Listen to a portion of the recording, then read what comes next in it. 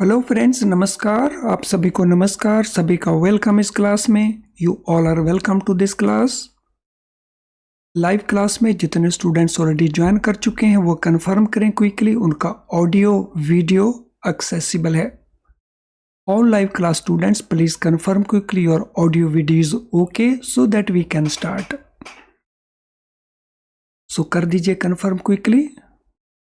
मैं वेट कर रहा हूं आपके कंफर्मेशन की।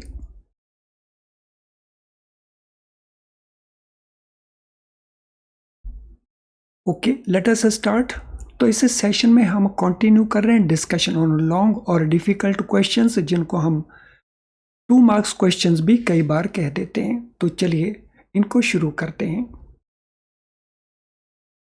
Statistical analysis of data is comprised of following distinct phases.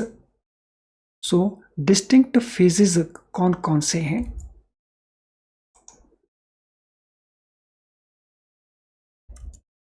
सो इन फेजेस में हमारे पास collection of data phase, classification and tabulation of data phase, analysis of data phase and interpretation of data phase।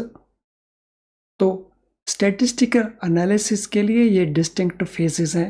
हमने बताना क्या है? हमने बताना है इनका प्रॉपर सीक्वेंस क्या है। क्या ये सीक्वेंस में है या इनका सीक्वेंस कुछ और है? तो ये हमारे ऑप्शन आंसर्स हैं। तो यानी आपने यहाँ पे ये नहीं बताना है कि इनमें कौन कौन सा फेज है, कौन कौन सा नहीं है। आपने बताना है इनका करेक्ट सीक्वेंस क्या है। यानी फर्स्ट के बाद इनमें से फर्स्ट कौन सा होता है, सेकंड कौन सा होता है, थर्ड कौन सा होता है और फोर्थ कौन सा होता है। यस, कोशिश करें बताने की। चलिए करिए कोशिश। Not very difficult, it is quite easy. और इस सेशन में जितने भी हमारे क्वेश्चंस होंगे वो आपके चैप्टर नंबर 1 और चैप्टर नंबर 2 से रिलेटेड लॉन्ग क्वेश्चंस होंगे। तो यस, आइडेंटिफाई करिए what is the proper sequence, इसका करेक्ट ऑर्डर क्या है।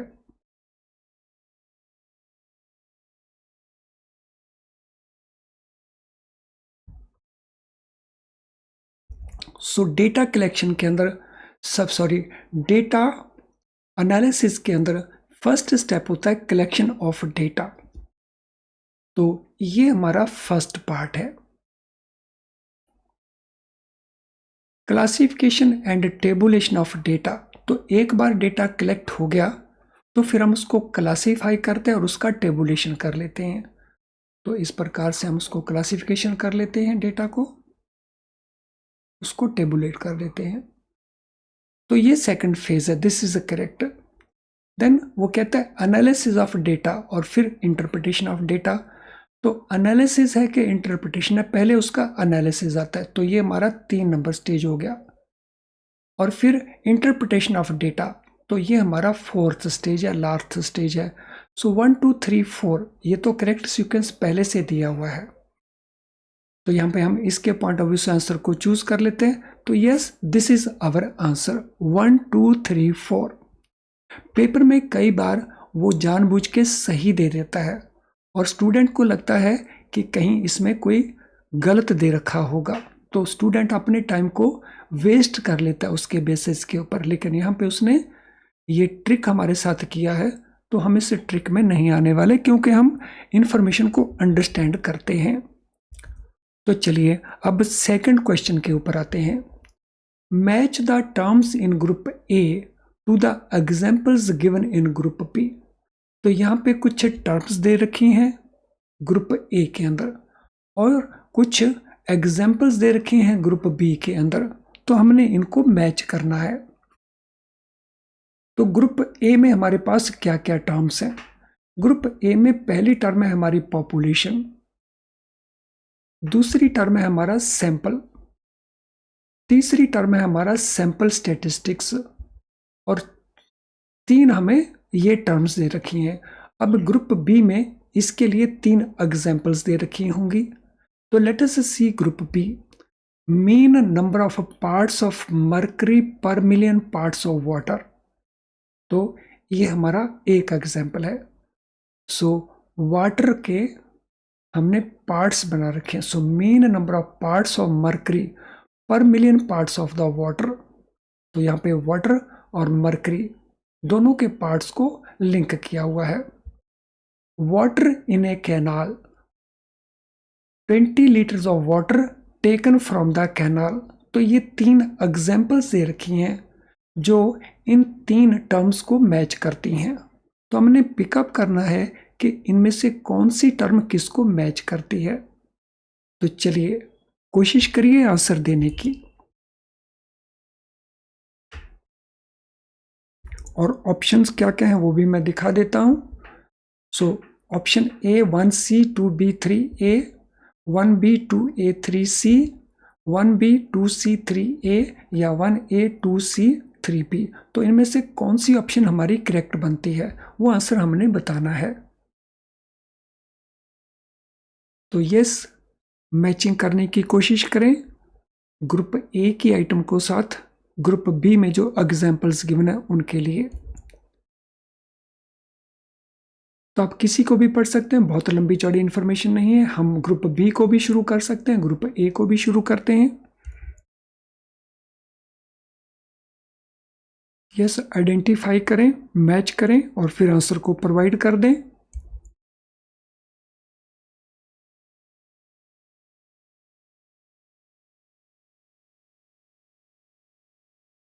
तो चलिए एक एक को देख लेते हैं। तो हम नीचे से शुरू कर लेते हैं। तो ये स्टेटमेंट लंबी है थोड़ी, तो ये छोटे छोटे टर्म्स हैं। तो let us start from here. Mean number of parts of mercury per million part of water. तो ये क्या होता है? तो इसको हम कहते हैं sample statistics. Mean number of parts of mercury per million parts of water. तो इसको हम कहते हैं सैंपल स्टैटिस्टिक्स। यानी ये हो गया हमारा 3।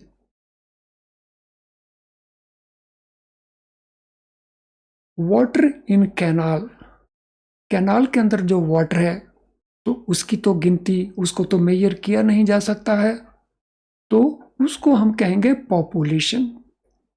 तो ये हो गया हमारा नंबर 1। और तीसरा ऑटोमेटिकली जो बच जाएगा वो हमारा नंबर 2 हो जाएगा, वो सैंपल हो जाएगा ऑटोमेटिकली। फिर भी उसको देख लेते हैं। कैनाल में से 20 लीटर वाटर लिया गया इसको एग्जामिन करने के लिए कि उसमें जो पर मिलियन पार्ट वाटर में मर्करी कितना है। तो 20 लीटर्स लिया गया, तो ये हो गया सैंपल। तो अब हम इसको मैच कर लेते हैं। तो 1 के लिए 3 नंबर स्टेटमेंट है। सो 1 के लिए ए हो गया, सॉरी पॉपुलेशन 1 है तो 1 के लिए कौन सा हो गया? 1 के लिए बी हो गया, और 2 के लिए ये सी हो गया, और 3 के लिए ये हमारा नंबर ए हो गया। तो देख लें उसके हिसाब से हमारा कौन सा ऑप्शन करेक्ट बनता है। सो 1 हमारा बनता है बी। सो 1 बी ये नहीं होगा आंसर, या तो ये होगा आंसर होगा या ये आंसर होगा। सो 1 बी 2 ए। सो 2 ए स्टेटमेंट गलत है, 2 सी सही है। तो दिस मीन 3 ए। तो ये हमारा आंसर सही हो गया। So option C is our answer. तो चलें अगले क्वेश्चन के ऊपर चलते हैं। सो अगला हमारा मैचिंग का है। Again, match the features of different type of sampling given as under. तो यहां अलग अलग टाइप के सैंपल्स दिए गए हैं। तो चलिए मैच मेकर बन जाते हैं। तो ये हमारे डिफरेंट टाइप ऑफ सैंपल्स हैं और ये उनकी डेफिनेशन है। तो मैच हमने करना है और ये हमारी ऑप्शंस हैं। 4 ऑप्शंस हमारे पास हैं, तो हमने पिकअप करना है इन 4 में से किसी एक को। तो फिर वही स्टाइल को रखेंगे, जो लॉन्ग पार्ट है उसको रीड करेंगे, शॉर्ट पार्ट के साथ उसको मैच करने की कोशिश करेंगे। तो चलिए नंबर 1 को रीड करते हैं। After picking the first slip we note the name on it and put the slip back into the lot. Then we draw the second slip. Let us say हमारे पास 10 स्लिप्स हैं या 4 slips हैं हमारे पास। इनमें से हम एक स्लिप को चूज करते हैं और उस स्लिप के ऊपर हम उसका जो नेम है वो नोट कर देते हैं कि ये स्लिप किस चीज़ को रिलेट करती है। और फिर हम क्या करते हैं, उस स्लिप को वापस हम उसी लॉट में डाल देते हैं और फिर हम सेकंड स्लिप को उसमें से चूज करते हैं, ड्रॉ करते हैं। तो इसको हम कौन सी सैंपलिंग कहेंगे?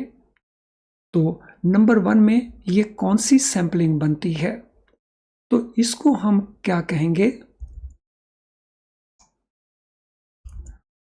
तो ये कहलवाती है सैंपलिंग विद रिप्लेसमेंट, क्योंकि हमने क्या कर दिया, स्लिप को वापस डाल दिया। तो ये बन जाती है सैंपलिंग विद रिप्लेसमेंट।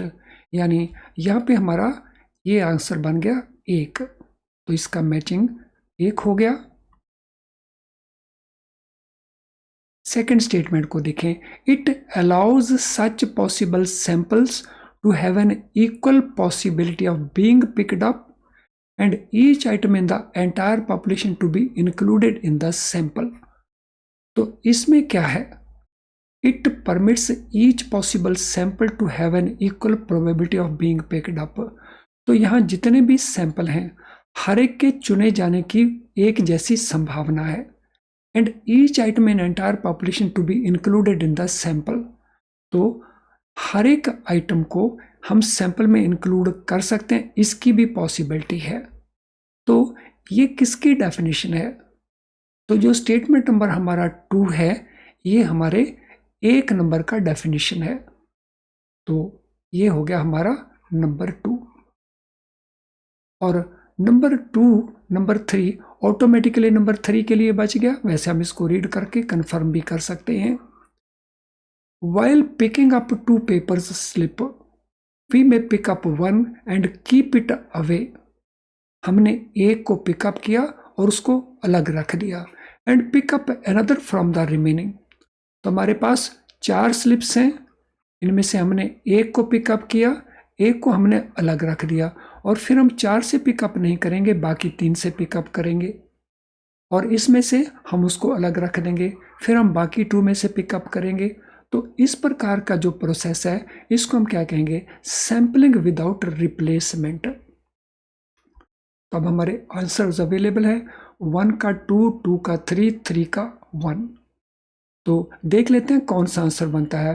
1 का 2, 2, 2, 2 का 3, 3 का 1, ये तो हमारा पहला आंसर ही बन गया है। So this is our option answer.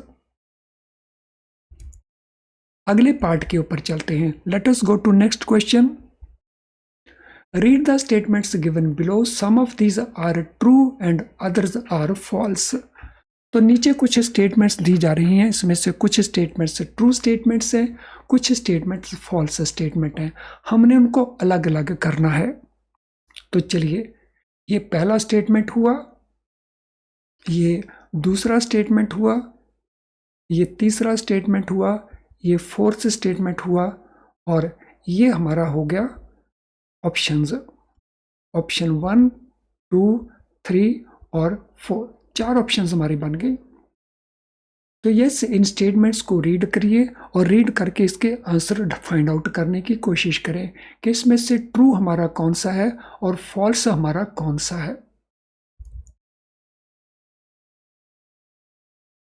Yes, कोशिश करें।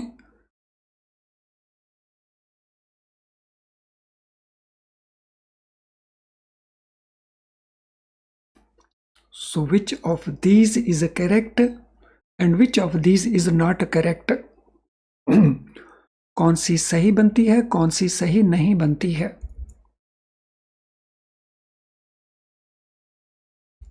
सो मैं वेट करूंगा आपके आंसर्स के लिए। जो स्टूडेंट्स कर सकते हैं पहले उनको मैं अपॉर्चुनिटी दे रहा हूं कि वो उसको सॉल्व कर लें।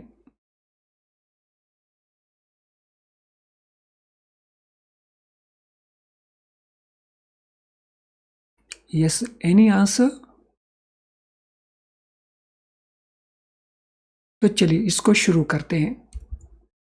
ए sampling plan which selects members means elements from a population at uniform interval in time of order और स्पेस, तो उसको हम स्ट्रेटिफाइड सैंपलिंग कहते हैं। सो यहाँ पे यूनिफॉर्म इंटरवल बेसिस के ऊपर जो टाइम उसमें है या उसमें स्पेस पार्ट है उसको स्ट्रेटिफाइड सैंपलिंग कहते हैं। तो ये स्टेटमेंट हमारी ट्रू है कि फॉल्स है?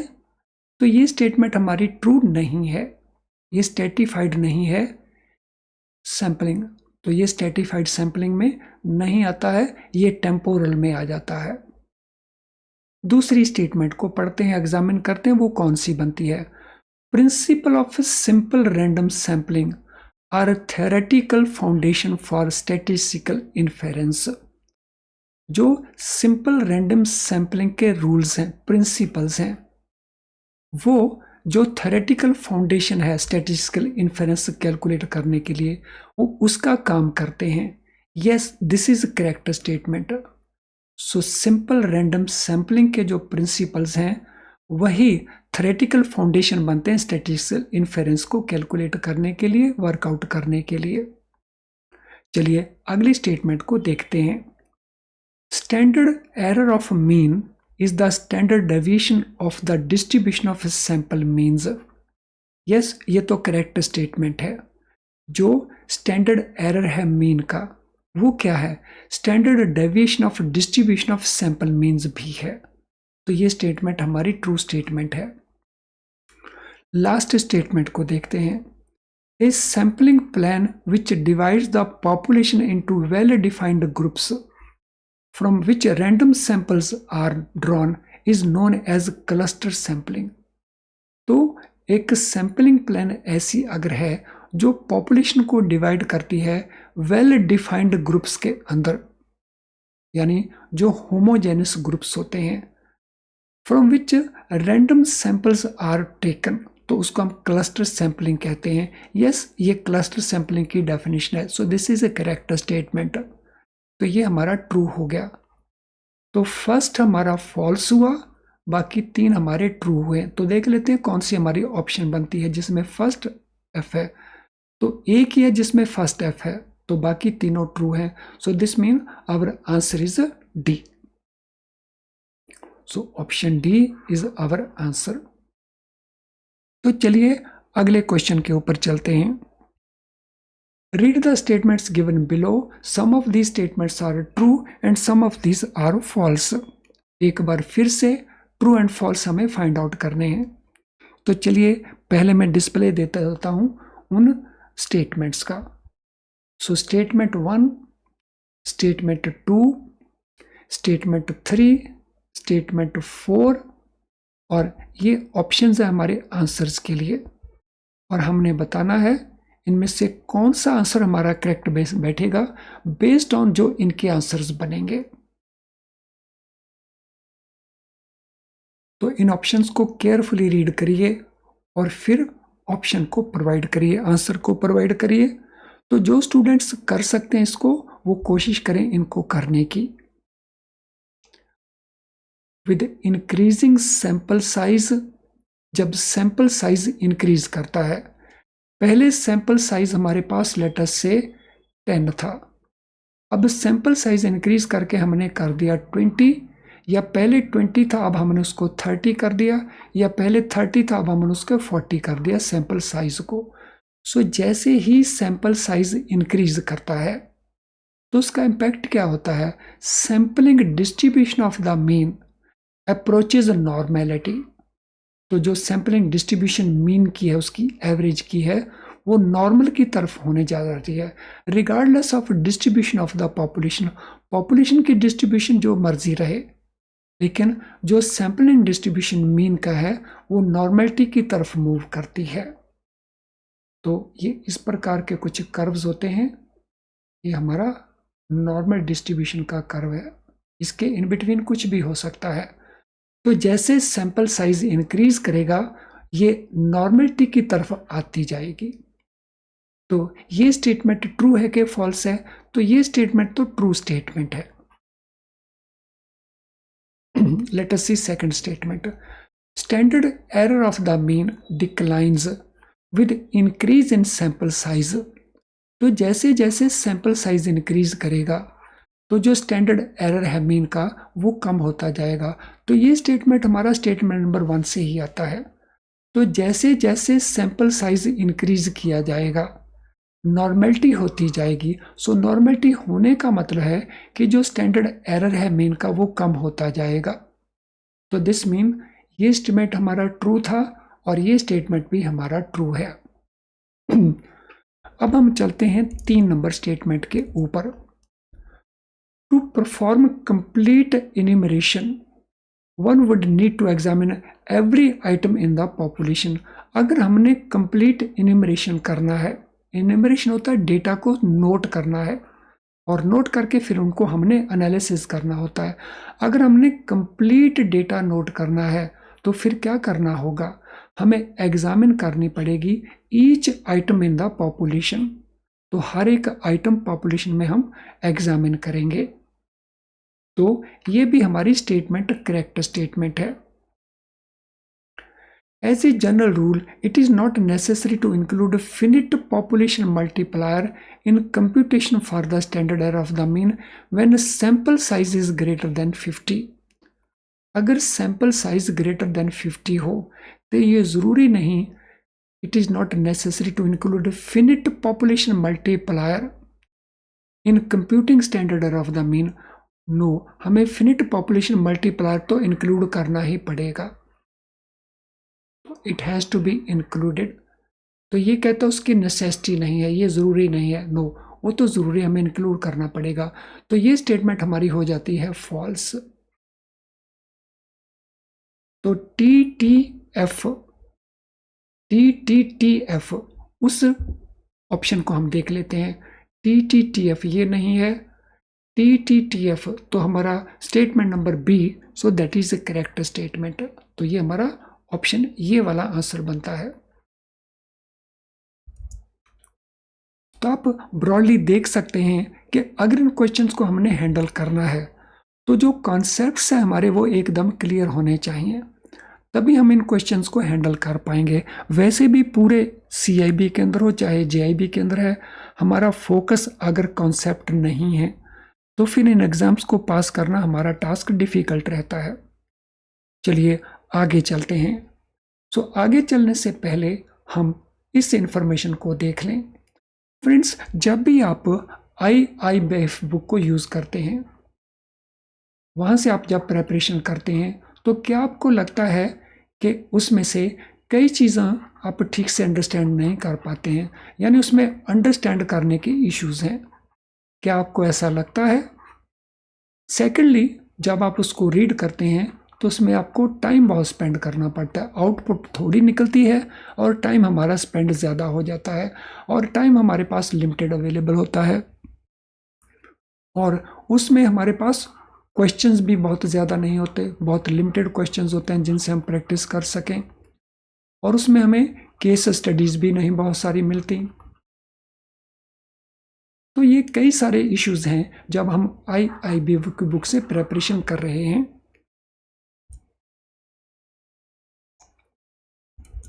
इन प्रॉब्लम्स को सॉल्व करने के लिए हमारे पास best quality low priced video lessons होते हैं।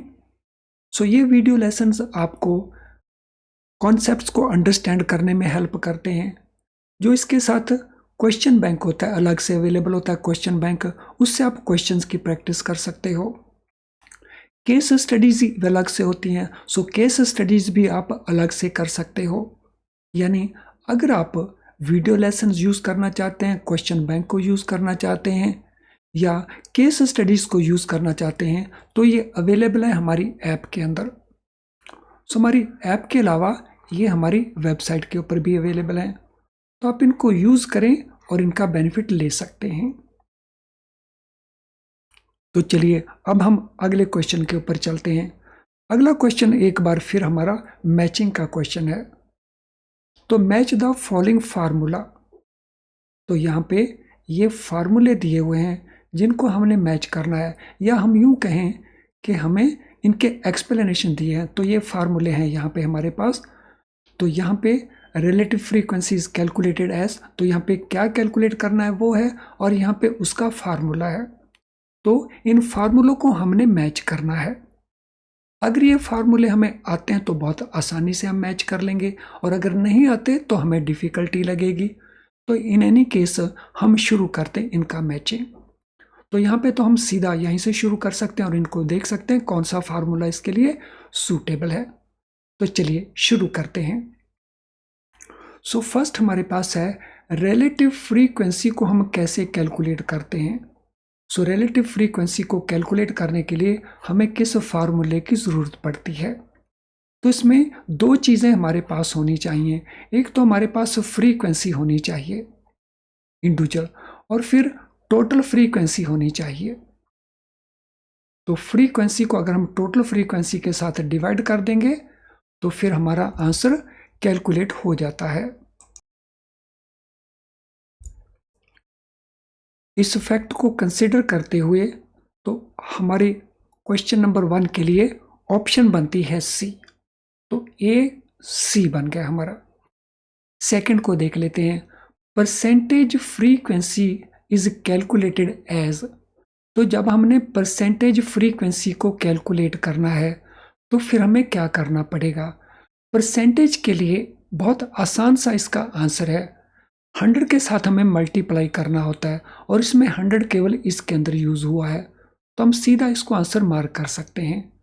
तो क्लास फ्रीक्वेंसी को लेते हैं, टोटल फ्रीक्वेंसी को लेते हैं, डिवाइड कर देते हैं और 100 के साथ मल्टीप्लाई कर देते हैं, तो ये हमारा आंसर बन जाता है। तो इसके लिए हमारा ए बन गया। और तीसरा जो हमारा बचा है तो उसके लिए जो बचा हुआ है नेचुरली वो बन जाएगा। तो फ्रीक्वेंसी डेंसिटी एक class interval is calculated as, तो इसको हम कैसे कैलकुलेट करते हैं। क्लास फ्रीक्वेंसी ले लेते हैं विड्थ ऑफ द क्लास के साथ, तो इसके लिए हमारा बी ऑप्शन बन गया, यानी ए सी बी ए सी बी वो हमें आंसर ढूंढना होगा। तो ढूंढ लेते हैं। ए सी नहीं है, ए बी ये भी नहीं है, ए बी ये नहीं है, तो ये बन रहा है लगता है A C B A and C B, तो ये हमारा ऑप्शन आंसर बन गया। तो डी इज आवर आंसर। तो चलिए एक क्वेश्चन और कर देते हैं। Read the statements given below, some of these are true and others are false. तो देखें क्या क्या स्टेटमेंट्स हमें गिवन है। In everyday life, we see many examples of infinite population of physical objectives. Statement number 2. To obtain theoretical sampling distribution, we consider all samples of a given size. Large samples are always a good idea because they decrease the standard error. The standard error of sample statistic is standard deviation of its sampling distribution. तो ये 4 statements हमें दी हैं, हमने इनमें से देखना है कौन कौन सी स्टेटमेंट्स ट्रू हैं और कौन कौन सी स्टेटमेंट्स फॉल्स हैं। तो ये हमारे सामने गिवन आंसर्स हैं, तो इनके बेसिस के ऊपर हम इनको कैलकुलेट करेंगे।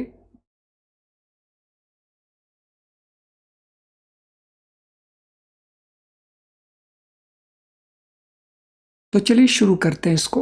हम हर एक स्टेटमेंट को रीड करते हैं और आंसर ढूंढने की कोशिश करते हैं। So let us read all statement. In everyday life we see many examples of infinite population. हर रोज आम जीवन के हम infinite population of physical objects देखते हैं। तो इनफिनिट नहीं, हम तो फिनिट ही देखते हैं, गिने चुने देखते हैं। तो हम इनफिनिट नहीं है, ऐसे नहीं देखते जिनकी कोई गिनती नहीं हो सकती। आमतौर के ऊपर हम गिने चुने देख सकते हैं। तो इसका मतलब हमारी ये स्टेटमेंट फॉल्स स्टेटमेंट है। To obtain theoretical sampling distribution, अगर हमने थ्योरेटिकल सैम्पलिंग डिस्ट्रीब्यूशन वर्कआउट करनी हो, कैलकुलेट करनी हो, तो हम कंसिडर करेंगे all the samples of the given size. So given size के जितने भी सैंपल्स होंगे हम उनको कंसिडर करेंगे, ये थ्योरेटिकल सैम्पलिंग डिस्ट्रीब्यूशन ऑब्टेन करने के लिए। फ्रेंड, ये स्टेटमेंट तो ट्रू स्टेटमेंट है। Large samples are always a good idea because they decrease the standard error. तो जो लार्ज सैंपल्स हैं अगर हम वो लेते हैं तो वो अच्छे रहते हैं क्योंकि वो स्टैंडर्ड एरर को डिक्रीज कर देते हैं। ऐसा ज़रूरी नहीं है। सो उन सैंपल्स के अंदर वैल्यूज़ क्या क्या हैं वो डिटरमिन करेंगी कि स्टैंडर्ड एरर कितना होने वाला है। तो ये स्टेटमेंट हमारा फॉल्स बन जाता है। The standard error of the sample statistic is the standard definition of its sampling distribution. तो ये तो डेफिनेशन है बेसिकली। तो standard error of a sample statistics is the standard definition of its sampling distribution. तो ये standard error का definition है। तो ये तो ट्रू स्टेटमेंट है। तो देख लेते हैं हमारा आंसर क्या बनता है। हमारा आंसर होना चाहिए FT। तो देखें कौन सा, TFTT ये नहीं है, FT। Yes, this is our answer. तो ऑप्शन बी इसमें हमारा आंसर बनता है। तो चलिए फ्रेंड्स, इस क्लास को अब हम वाइंड अप करते हैं, लेकिन हम कंटिन्यू करेंगे इसका डिस्कशन नेक्स्ट पार्ट में भी। Thank you friends, all the best.